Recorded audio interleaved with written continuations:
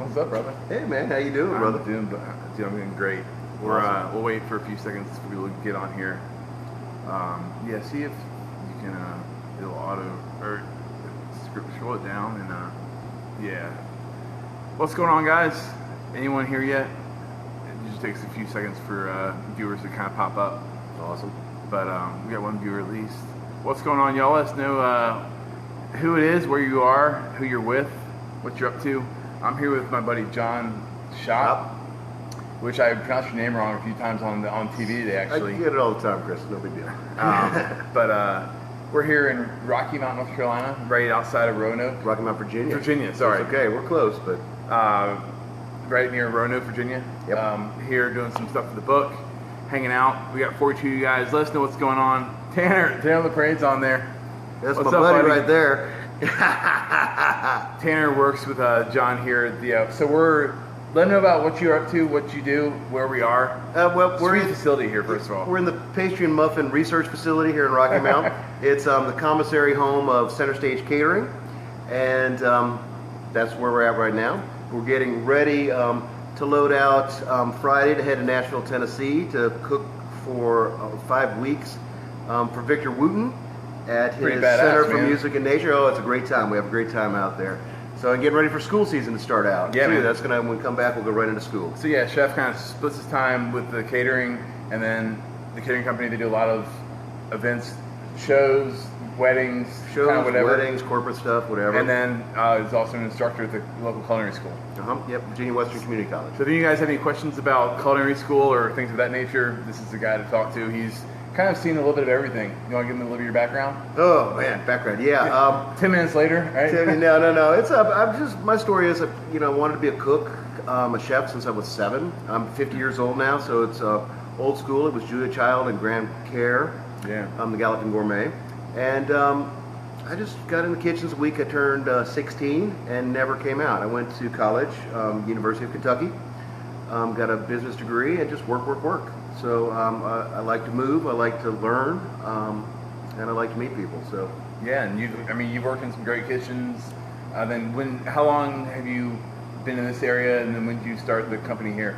well, we originally came to the Roanoke area back in 24 years ago to a Club Corps club, and transferred back to Louisville, Kentucky, where I'm from, and came back here to raise our family, beautiful Southwest Virginia, and started my own business here at Center Stage in 2000. Nice. So yeah. And if you guys saw last night some pictures on Instagram, we were out on his property. They have a suite set up. They got a pond. They have an awesome, I don't even know what you call it. It's the smoke hole is what we call it. It's smoke a hole. little man cave. It's a legit half teepee.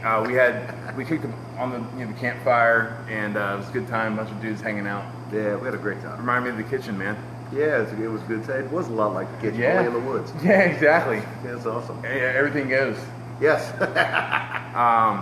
Anyway, guys, if you have any questions for Chef about the culinary world, especially if you're looking at maybe culinary school, or kind of things along that nature, let us know. He's a great guy. We've had a great conversation last hour or so about a bunch of different stuff. How long have you been doing the culinary instructor? I'm in my 6th full-time year, but I've adjuncted about 3 years before that. Started trying to find a transition as my body started wearing out a little bit. But I know the feeling. Yeah, right. You got a long way to go, guy. What are some of the things that you see students going to culinary school having a tough time with, and then maybe that you try to set them up for when they're leaving? Yeah. I try to be honest with them about our profession, and it's a demanding profession, but a beautiful profession. I couldn't imagine doing anything else. Right. But it's not easy. What it takes is a sense of the button resets every day. So it takes hard work, consistency, and a sense of you want to be in the game. Yeah. So it's not I clock in and hang out and hope we're not busy. It's give me the ball. I want to be in the game. Yeah. And I relate a lot of that to young culinarians starting out to maybe a rock band, maybe like your bass player for Billy Joel. Right. So you get hired to tour with Billy Joel. Billy Joel really doesn't care about your songs. You're hired to play Billy Joel songs and make Billy Joel look good. Yeah. And if you do that well, You get your chance. you get your chance. And, Yeah. and truly that's what it's all about. I mean, again, being 50 years old, I'm amazed at how small the chef community is. I mean, everybody nowadays, you're accessible to everybody. So but if you don't do a good job, that closes doors really quick. If you're just a good, honest, truthful person that works hard, doors will open. And I feel like if you're a good, honest, hardworking person that's trying to work your way up, and maybe where the restaurant or you are with right now doesn't have a place for you to go, maybe the chef that has seen you work really hard and be loyal to him will set you up with a spot somewhere else. I've found that to be true more times than not. Yeah. That chefs really, because of what we do, we really try and set those people up and move them up. Yeah. You've worked. You started running kitchens fairly young, though. 16, I got in the Louisville area, working there, and went to Lexington, Kentucky, and had some great experiences there. A French restaurant Acajou there, and Chef Charles Samai, my mentor, who's in Charlotte, was there at the time. And then primarily private clubs, Club Corps, and then private clubs, country clubs, city clubs. And then I jumped late in the game onto this kind of rock and roll tour catering thing with which is cool. The catering company here, they have an awesome setup. They do a lot of. I mean, you cook for. We've done, we travel. We've done Elton John and Cher and Kiss and Britney Spears, and but primarily we'll take care of a shed here locally, or and then we go to Nashville and take care of Vic and his family and very friends, cool. And that's just a great. I've learned so much from. And he's there. He's there. Oh yeah, he's there the whole time. He is. Cool. And he's so generous. He gives us his cabin to sleep in. He sleeps in a shed. Oh really? Oh wow. He's a great very guy. Cool. Yeah. And it's his land or. His land, yeah, private land. He opens it up to basically the world. Yeah. And just gives and shares, and it's a beautiful thing. Yeah. What are some of the pitfalls you see students falling into, or maybe even getting out of school? Is it a patience thing, or is it not willing to step out and kind of push your comfort zone, or both of those things? I think attribute. I think egos get in the way, or we want our turn before we're ready for it sometimes, and don't know. We got to get our turn at this level and then go to this level.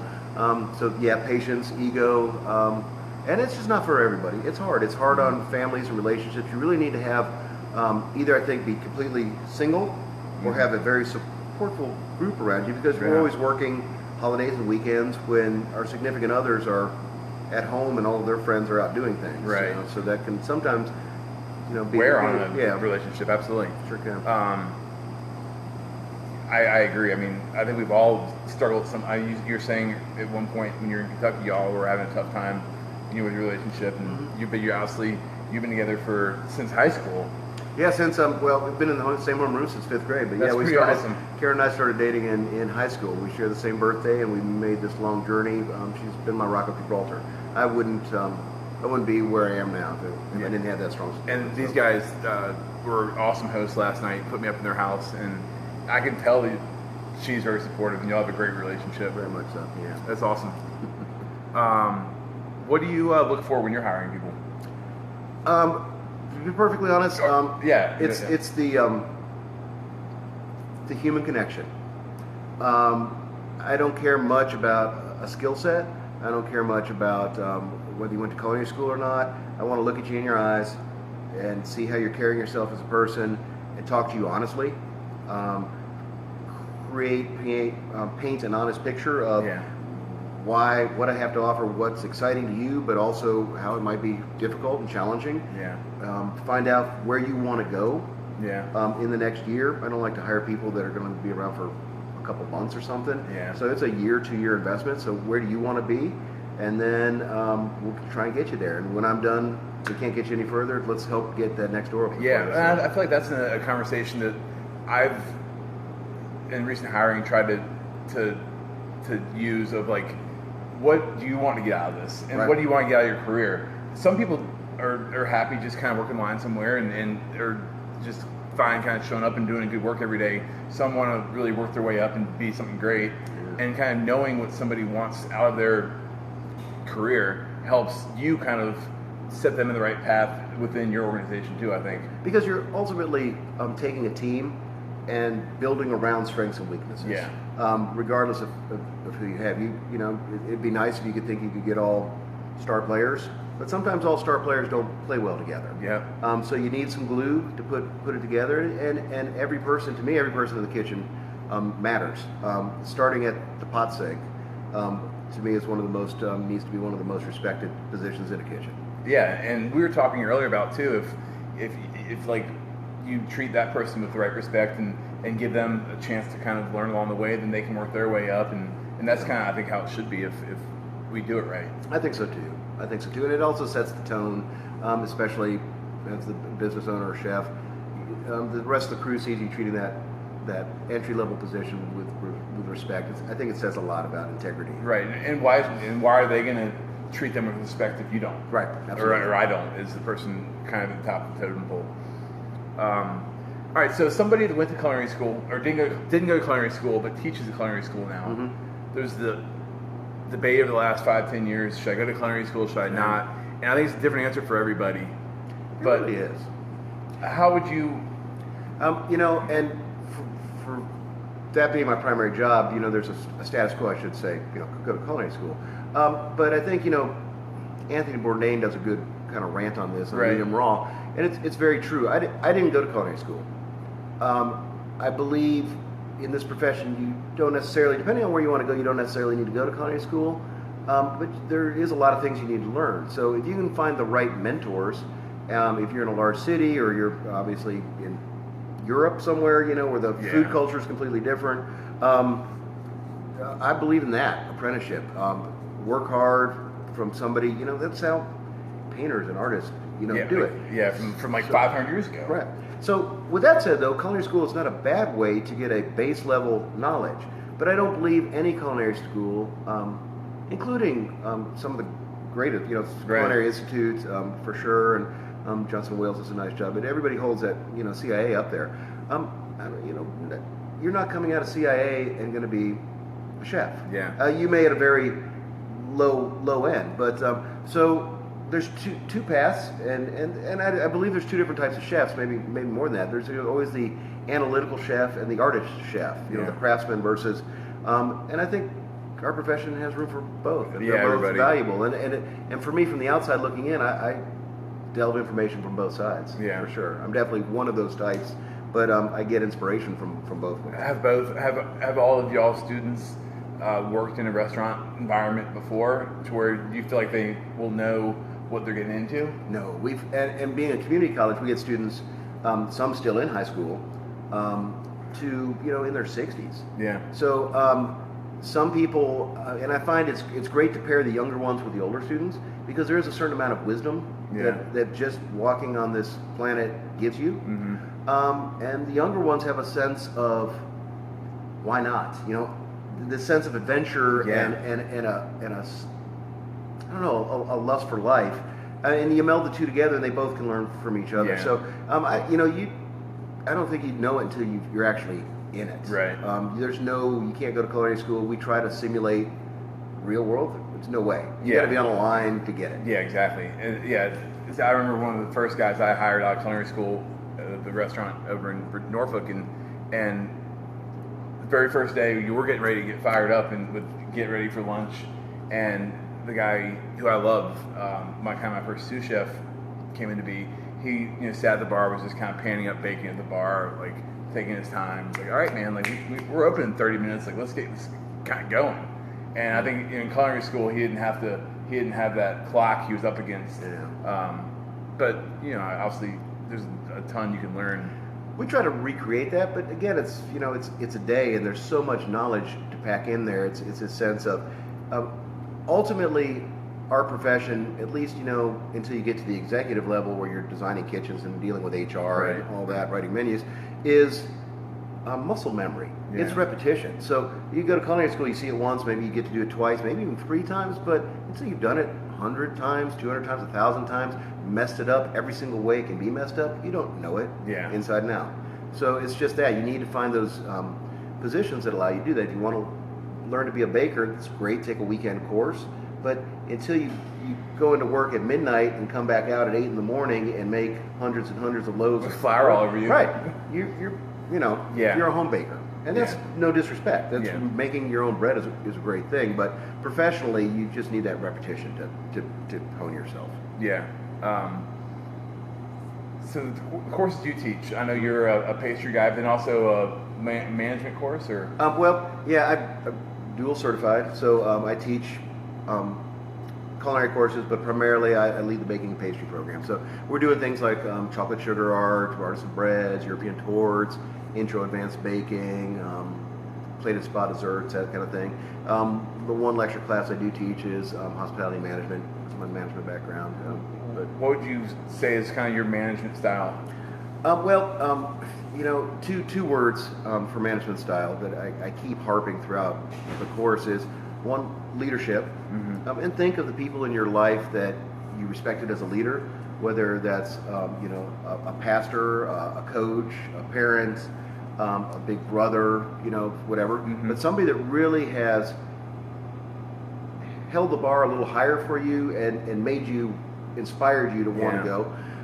And this whole sense of hospitality, we lose that out there. We think, I'm a cook, I'm a chef, I want to put fancy tall food on a plate. And it's all about me. It's all about me. Yeah, it's not. It's about hospitality. It's about giving. Yeah. Our profession is such a giving, nurturing profession all around the world. It's what it's meant to be. So we can't lose sight at whatever level, front, back of the house of hospitality. And it's a team game. It's not an individual sport unless you're a personal chef. But it's a team game. Yeah. And we need the service staff to buy into what we're doing. They're our customer link. We need HR and management to understand it. We need the pot washers and those folks to all tie in. We're all playing a game and we want to win that day. Everybody needs to be focused on wanting to win that day. Don't worry about tomorrow. Don't worry about whatever. It's So you said there's two words. Leadership and hospitality. Oh, gotcha. Yeah. Okay, cool. Gotcha. Love it. Yeah, Everything else is systems, and you're going to learn that. But if you can learn empathy. Yeah, exactly. Do you actively try and teach the leadership side at school? Really do. Yeah. Really do. We kind of role play a little bit. We break down situations. We'll watch, something, maybe a short video, and then talk about it. We'll talk about our own experiences, and in the classroom too, because it's everybody's learning there, and some people do it better and some don't, and we use our mistakes to all learn and critique. And nobody when you mess up, you don't want that displayed. But it gives us an opportunity to open up that conversation. And I think it's important that we all allow ourselves to be vulnerable, and we all make mistakes. Even the best chef in the world makes mistakes, lots of them. So get okay with that. Don't be okay with it from a customer standpoint, but get over it. Okay, reset, starts again. Let's make the next plate and let's make it right. And then it's how can I learn from this? Right. Talk a little bit about that, kind of like stepping outside your comfort zone, outside the box to learn new things. Stepping outside of your comfort zone is something that's scary for everybody. Right. And I think that's what causes most conflicts in the kitchen and in our country, in the world. I don't know what you're thinking. I don't know. I'm kind of just saying that. If I don't know something, or something seems scary, that's what I want to walk towards. Yeah. Because the only way it's not going to be scary, we're scared of the unknown. The only way it's not going to be scary is if we experience it. Yeah. And once we experience it, hey, it's not so scary. Right. I don't know what Chef Chris Hill's going to be like when he comes here to Southwest Virginia.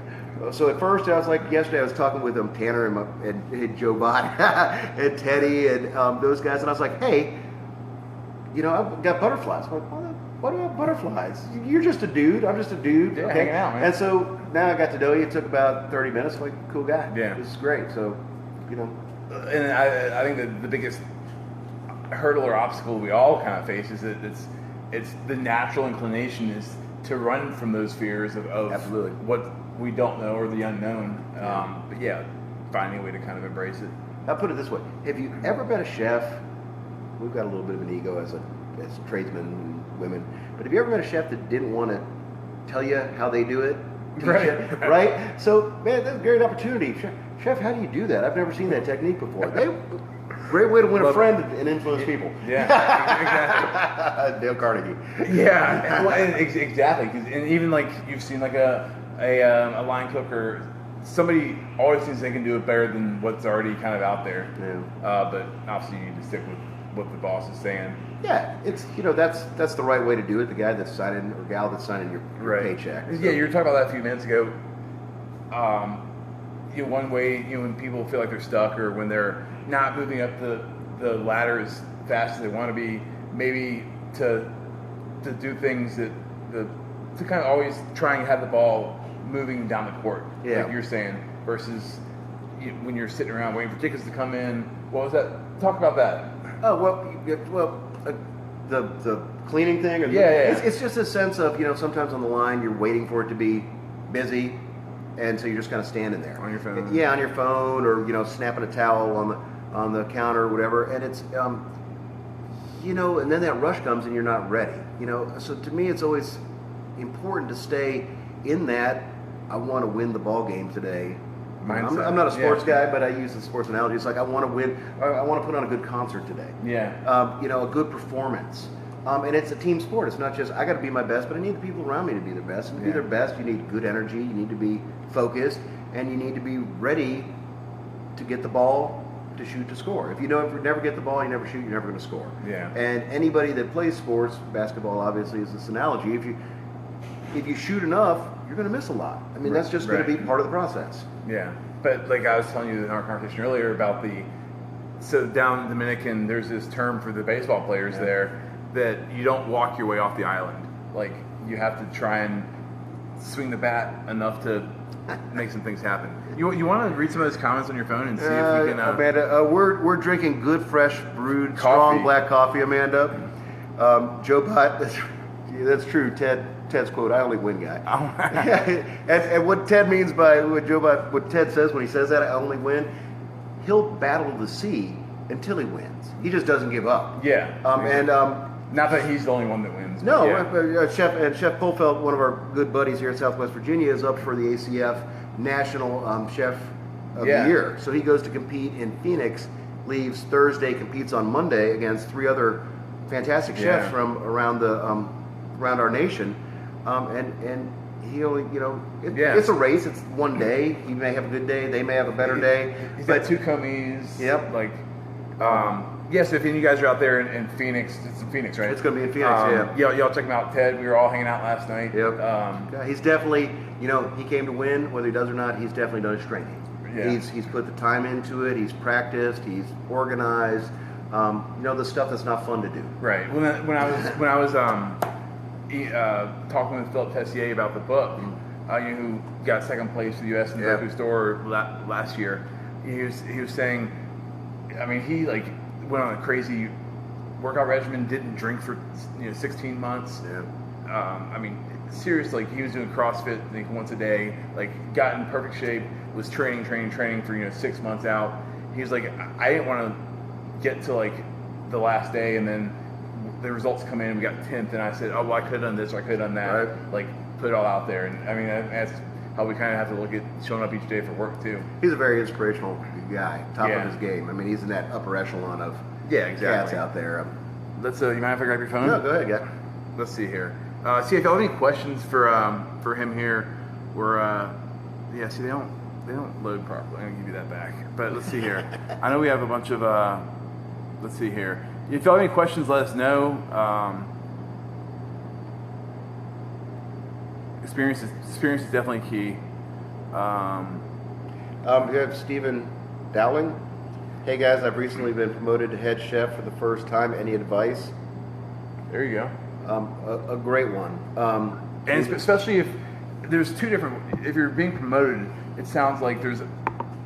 I assume you're within the organization. Yeah. And the staff already looks at you a certain way. So then it's like, how do I get these guys behind me? How do I go from this to this with these guys still here? Right. That's a tough one because unless you're in utopia, there's egos involved and feelings are hurt and all of that. So you just need to be a leader. You need to have empathy. You need to set a vision, and you need to be willing to allow other people into that too, so they can buy in. It's not being head chef doesn't mean you've got all the answers and it's all that. There's a lot of, that front line people Right. know a lot of things, and they can make it easier. Not to say that you relinquish authority or power, but Right, but build a team. The way I look at it too is like, so one day you're the sous chef, the next day you're the executive chef, Yeah. and or however it is in your organization. And what's changed in those 2 days about you personally?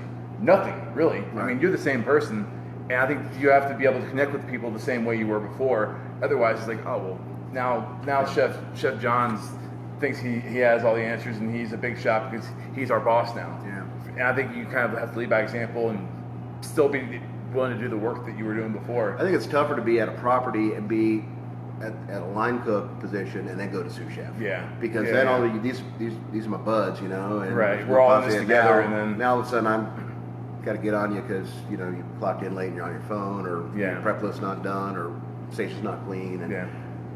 that's tough. How would you handle maybe dealing with a similar situation with coming into a new restaurant you haven't worked in before that's just trying to overhaul things and taking on a new staff? I guess there's two basic ways to do that. I Yeah. prefer the choose your battles way. Yeah. Because if you come in and everybody's doing everything wrong, it doesn't take very long for that crew or those people Present you. to just go, because that's a lot for a person to take on. I'm doing everything wrong and you've got all the answers.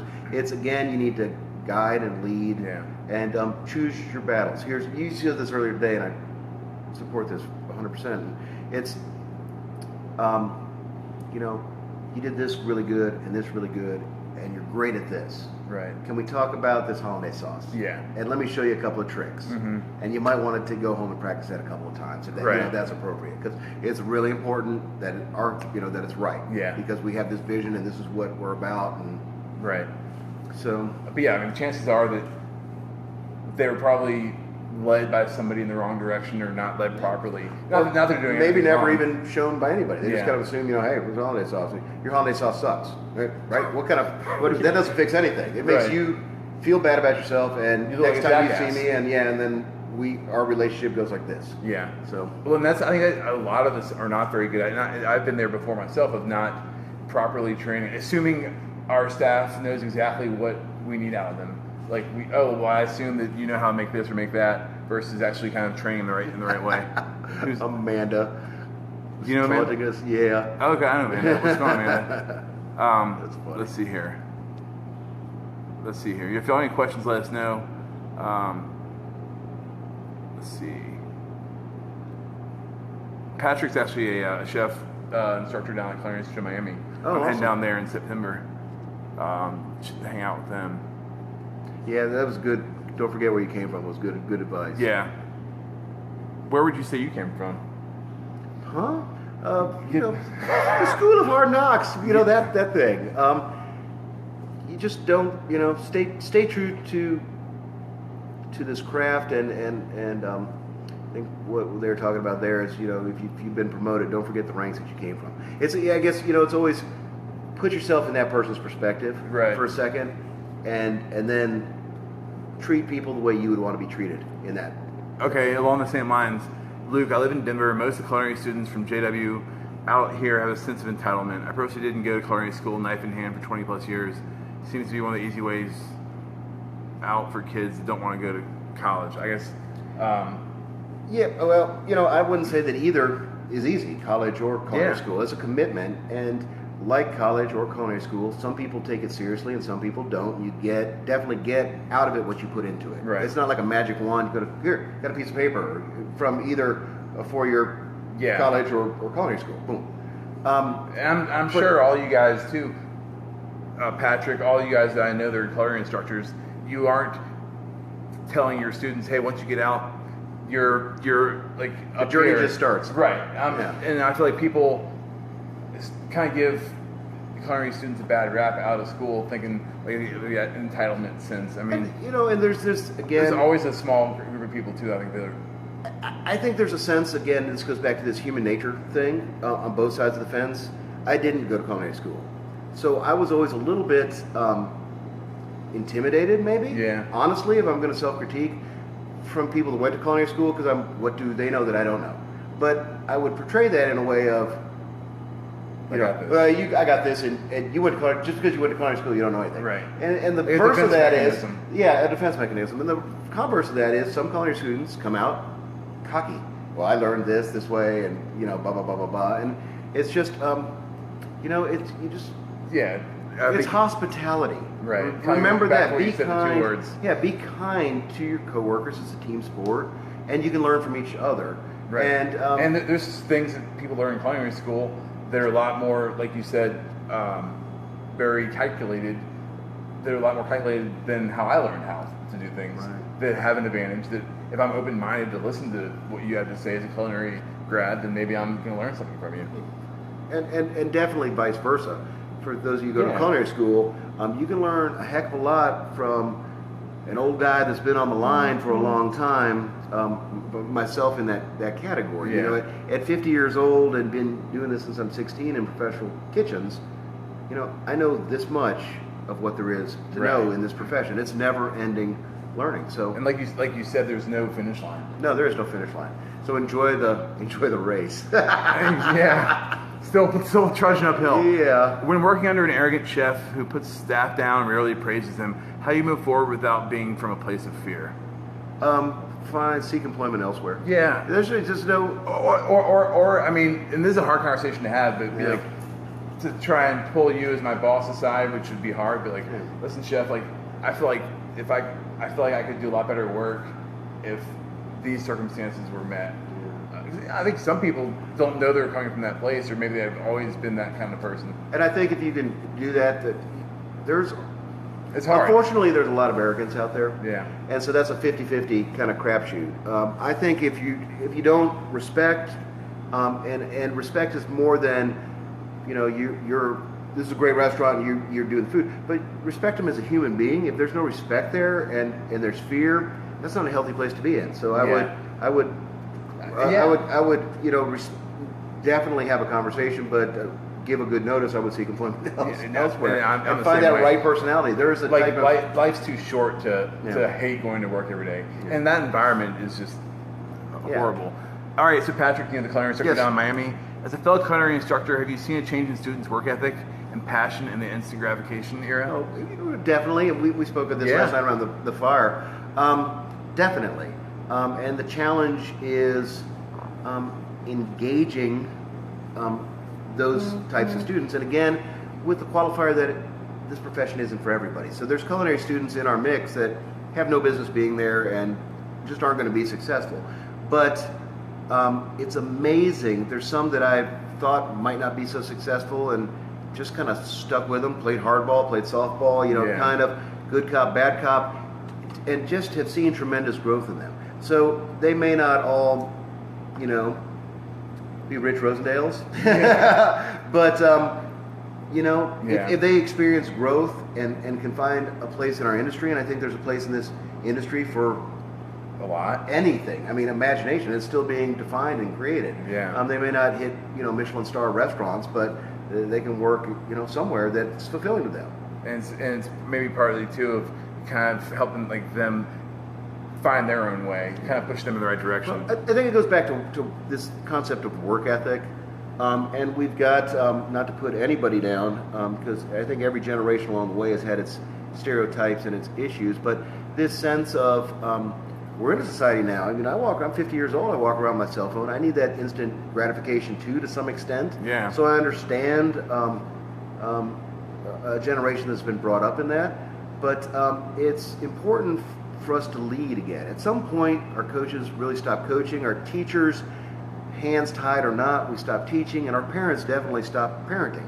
We got all excited about get all of our kids in all these activities, and we quit eating around the dinner table, where we can talk as a family and support each other and learn those things. If it's worth having, it's not going to come easy. Yeah. The things that you have to work for are some of the sweetest things that you can have. So it's just instilling that. Relationship, whatever. I mean, whatever it is. Yeah. Yeah. And that, again, that's kind of against what we would like to happen. We want, I can lose weight so I can go eat donuts. Right. No, that's not how it works. That's not how it works. Let's see here. what I think about Five Guys burgers, I think they're pretty good. Hi, Kara. Let's see here. See if you can get some more comments. Mine aren't really pulling up right. As chefs, we need to help each other, absolutely. Greg. Hannah Gibb, right on, chefs. Wise words indeed. Thank you, Hannah. Let's know if you all have any more questions. I've had a blast the last couple days hanging out though, man. Oh, it's been a great time. Let's see here. So if y'all have any more questions, let us know. Do you know Doug? I do know Doug. Okay, he's so great. He's one of the best things I learned from a mentor is always be humble, and it's not about the accolades. It's about making people happy. Amen, Doug. I think you touched on that. Absolutely. That's truly what it is, and it's a battle. We all like accolades. It's what's so great out there is if you can take that internal need honestly. We all want mom and dad to think we're their favorite child, right? We all do. And we all think we are. And we all think we are, yeah. But if we can take that and live it in our kitchens and really appreciate all the humans, each one in there for what they're doing, you'd be amazed at what a charge you can get out of people. It's incredible, hanging out at the fire last night with Tanner, Greg, Teddy was there. Yeah, everybody. I mean, seeing the kind of dynamic you guys have, it's like a bunch of brothers hanging out. Yeah. And I have a similar relationship. I think a lot of us in our kitchens do. But yeah, if we take that mindset, I think it goes a long way. And it's just great. Our local restaurant community, and we've got a couple folks here that went a little bit further out. We won't talk about Joe Bott, and those guys know who I'm talking about. But we're a fellowship. We're a brotherhood, and we push each other. We want to impress each other. We're blatantly honest with each other, and we just love each other. I'm fortunate right now. We talk about this idea of the perfect workplace. Yeah. There is no perfect workplace out there. Don't seek it, make it. And it takes everybody's energy to make it. Yeah. And if somebody's having a tough day, give them the space they need and try and lift them up instead of poking them on their hollandaise for that day. Just, and I'm fortunate enough right now in my teaching career to work with some of my best friends, in my personal business here to work with some of my best friends, and in my community of restaurants and chefs. They're my brothers and sisters. ACF, they're great. Yeah, the ACF. That family goes way, all the way out to the West Coast, New York, Florida, and it's amazing. It is a brotherhood of respect and admiration and inspiration. Yeah. And that's what it should be. We should get all wrapped up in our own egos. Yeah, we all have our own things. We all need personal growth, but we're all looking for that. Right. And like you said before, there's enough to go around for everybody. There is. So Jackie was my rep, food rep. Hi, Jackie. And Norfolk. She's still in Norfolk, Virginia Beach area. Building a relationship with your purveyor is very important to a chef. How do you decide what company to use? Wow. I say this, and I don't know if this is right or wrong, but there's some product difference sometimes, but basically it's a relationship business, like anything. And Jackie's great. We're missing a case of whatever, and we're about doing a lunch rush, and we need it. We call her, she'd drive across town, pick it up, drop it off. We'd have it in time, and sorry. No, that's okay. But for me, it's the driver who's coming in my back door. Yeah.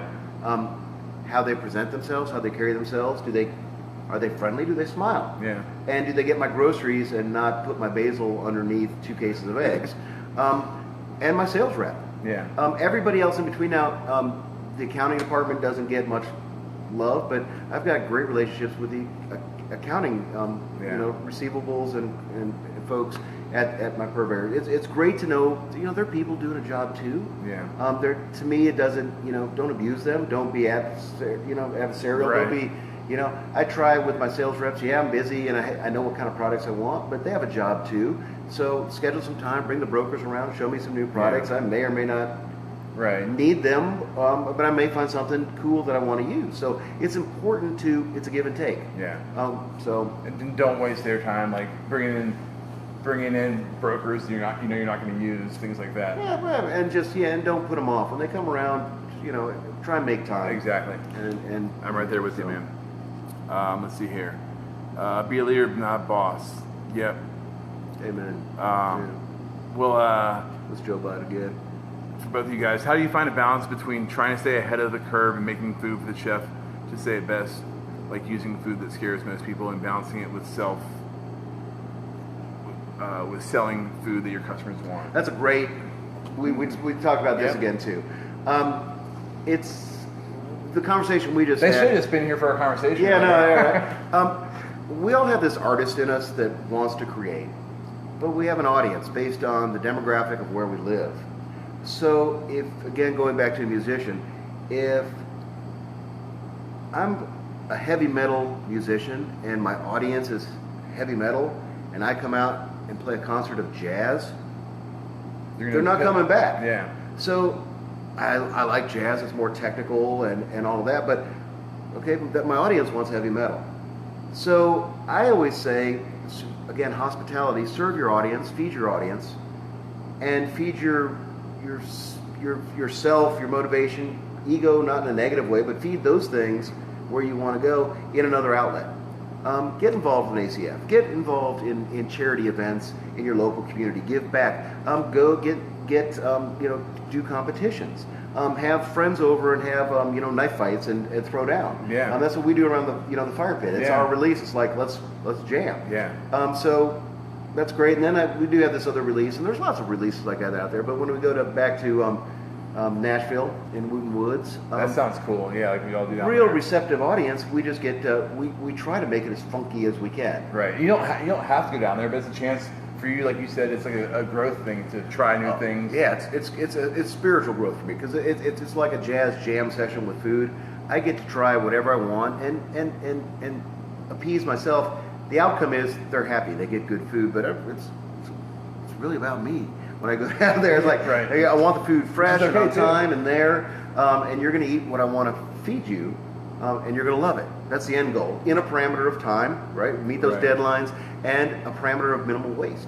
So Yeah. there's 3 or 4 games going on there, which Which is a fun and challenging. it's a fun and challenging experience. Yeah. Yeah, and you're heading down there on Friday. Head down there Friday for a month, and That's then awesome. Tanner's going to come down and relieve me, so I can get back to school, and school starts the new semester. Gotcha, man. Awesome. What final words would you have? Let me make sure there's no more questions. But thoughts on, let's see. Anything? What else would you? What do you think about food trucks? Do you have any suggestions for people? That's a tough life. It's that's one thing for me. I would do one. I feel like it's not very scalable. If you have a food truck, you have one truck, and if you're operating it as the owner, you're dependent on making X number of sales in a day. And I can just speak of having a very busy, primarily lunch brunch spot. We still had trouble making. I mean, we sold probably 3 or 4 times as much as the average food truck probably does, and still we're having trouble keeping up. I just feel like getting It's kind of like vending, and there's people that do Great. great at it. And I don't want to crush anybody's dreams. It's not for me because it's that whole I got to prep, I got to buy food, I got to guess how many people are going to come up. Then I Right. got to crank it out in that parameter, which is kind of cool, a challenge. And then stressful. and then I've got this product that is perishable, and I need to find a way to move it the next day, and the weather, all that. So I'm glad they're out there. I love to eat at them, but it's not for me. Man. I think it's a great way to also, if you're part of a restaurant group, maybe to have this kind of branding aspect. Yeah, too. it's a great way to bring it for sure. Yeah. Or it also, I think a great way is if you have the food truck to during off hours figure out ways you can get catering. Yep. I mean, for us, a lot of times $300 or $500 catering would save us. When we had payroll due or Yeah, if it pays for an employee or helps make something, then Jackie hung around. She was the food rep. Very cool, Jackie. Hope you're doing well. Mac Robertson he's one of our students. Oh, very He's, cool. Doing great. Graduate. He's been to Wooten Woods a couple times with me. Very cool. Samwise Fair, love you, brother. You're getting a lot of love on here, Hey, man. Thomas. Yeah. Hey guys. Now we have to start doing this, guy. Yeah, man. Exactly. Anytime. All right. So, any parting words of wisdom? Parting words of wisdom. If you're starting over today, it's maybe 16, maybe 22. We figured Wow. I would probably try and do it the same way.